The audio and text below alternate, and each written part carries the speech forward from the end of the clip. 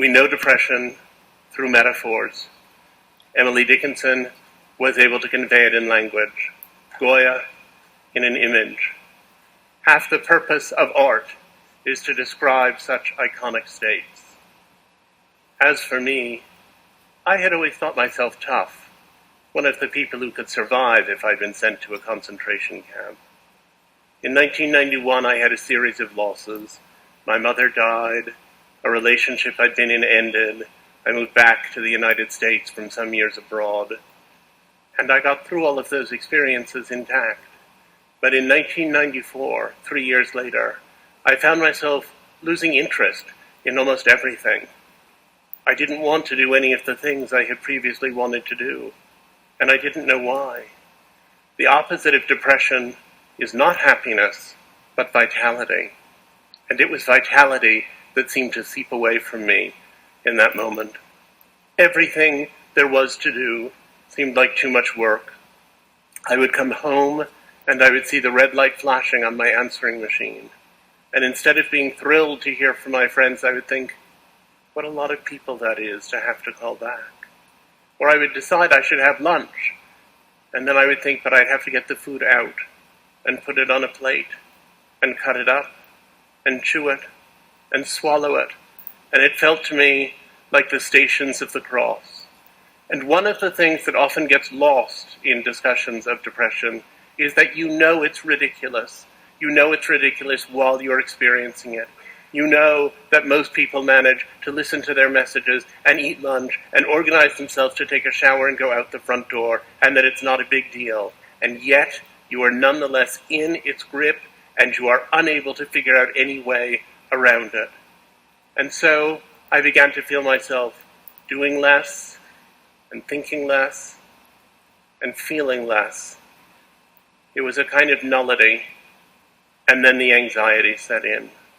If you told me that I have to be depressed for the next month, I would say as long as I know it'll be over in November, I can do it.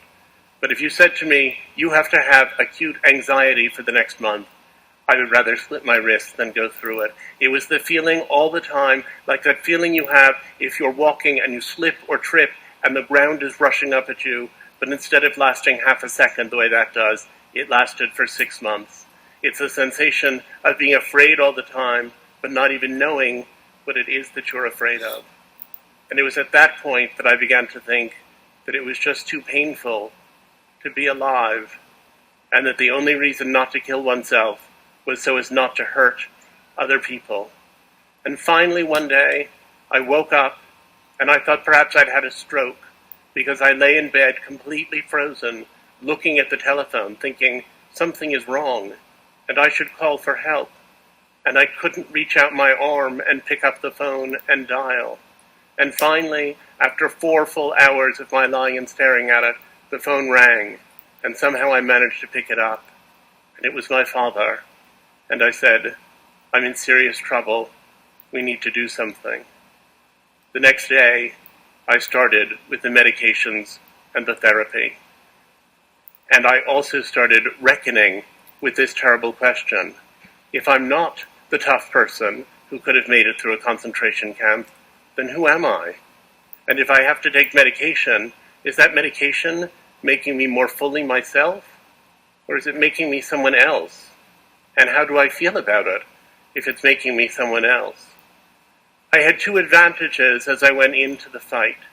The first is that I knew that, objectively speaking, I had a nice life, and that if I could only get well, there was something at the other end that was worth living for. And the other was that I had access to good treatment. But I nonetheless emerged and relapsed, and emerged and relapsed, and emerged and relapsed, and finally understood I would have to be on medication and in therapy forever. And I thought, but is it a chemical problem or a psychological problem? And does it need a chemical cure or a philosophical cure? And I couldn't figure out which it was. And then I understood that actually we aren't advanced enough in either area for it to explain things fully. The chemical cure and the psychological cure both have a role to play. And I also figured out that depression was something that was braided so deep into us that there was no separating it for our character and personality.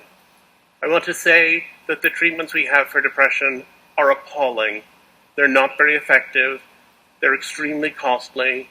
They come with innumerable side effects. They're a disaster. But I am so grateful that I live now and not 50 years ago, when there would have been almost nothing to be done. I hope that 50 years hence, people will hear about my treatments and be appalled that anyone endured such primitive science. Depression is the flaw in love. If you were married to someone and thought, well, if my wife dies, I'll find another one, it wouldn't be love as we know it. There's no such thing as love without the anticipation of loss, and that specter of despair can be the engine of intimacy. There are three things people tend to confuse: depression, grief, and sadness. Grief is explicitly reactive. If you have a loss and you feel incredibly unhappy, and then 6 months later you're still deeply sad but you're functioning a little better, it's probably grief, and it will probably ultimately resolve itself in some measure. If you experience a catastrophic loss and you feel terrible, and 6 months later you can barely function at all, then it's probably a depression that was triggered by the catastrophic circumstances. The trajectory tells us a great deal. People think of depression as being just sadness. It's much, much too much sadness, much too much grief at far too slight a cause.